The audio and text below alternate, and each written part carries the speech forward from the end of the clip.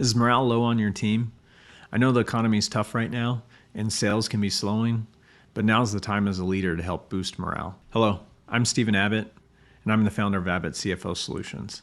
Let's jump right into this video. So I talk to a lot of business owners, and a lot of what I'm hearing is the economy is slowing, sales are down, they're not meeting their plans, they're not able to achieve the results that they put in place for this year. And a lot of this has been slowly building over the past 3 to 6 months. But two ways I really encourage business owners and when they're challenged with this issue to really think about how they go boost the morale of their team. Because when things aren't quite going the way that you expected, it's kind of hard to rally the team and get them excited about what you're doing to finish the year strong. So there's really two things that I like to encourage all business owners to do at this time. The first is to help create wins for the team.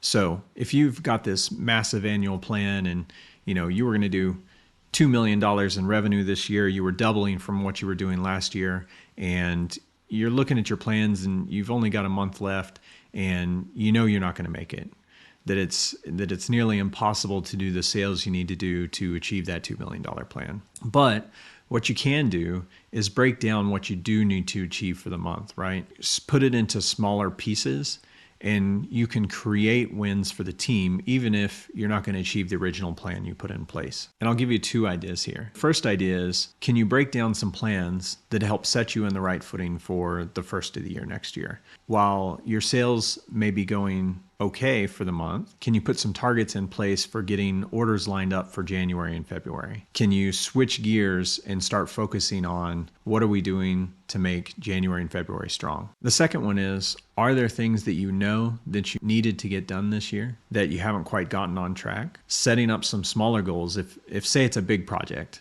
and it's going to take you the rest of the month to get done, how do you break it down into smaller chunks and start to create wins so that at your weekly meetings, you can have the first few pieces of that task completed? That way, when the team starts to see, hey, we did get some things accomplished, we got these first two tasks, it starts to build confidence in your team, and that'll slowly build so that they're excited about finishing out the project strong. So the second big thing I recommend all business owners to do at this time is re-communicate your vision.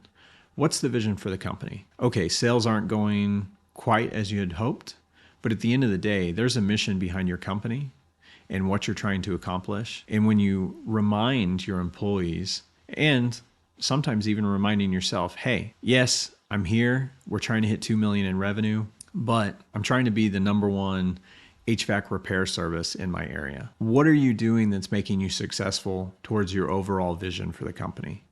And are you being successful at that? Even if sales aren't coming in, are you being the most successful HVAC company in your area? Are you providing the best service to your customers? How do you make sure you're looking at more than just the financials? And what's the mission behind your company? Because in a time where the economy is a little bit worse and your sales are slumping, refocusing on your vision for the company and making sure that you're still executing on the mission will be what gets you through the slower periods. And for those of you that maybe haven't defined a mission or a vision for your company, maybe you just started your company because you knew HVAC. That's okay too. I find that when I have clients that are struggling with their business or they feel down about their business, I usually ask them that question, hey, what's the bigger purpose behind your business? And if they don't have one, I really encourage them to sit down and we try and talk through, why did you get started? What is it that God put on your heart that is the reason you started this business? And what is the purpose behind it? Because even if it's not slow sales, but maybe you have a challenging customer, or maybe you have a supplier that can't get you parts and you're not able to fulfill your customer requirements. All these challenges, just day-to-day challenges that can come up when you start to feel that anxiety and the stress of managing everything by yourself. It's important to remember what God is leading you towards and what He's brought you through and why He's put you in this place and given you this company to steward. And practically, that may not make the issue go away, but reminding yourself of that and keeping that in front of you will keep you on the right path. So that's a little bit different topic today, but I think very relevant for small business owners right now. If you have any questions or need to talk through anything related to these, just leave a comment or reach out. We'd love to help discuss and help you along if you have any questions. If there's any other topics you'd like us to discuss and bring up, just leave us a comment, shoot us an email. We're wanting to generate this that's useful for you. Until the next video, God bless.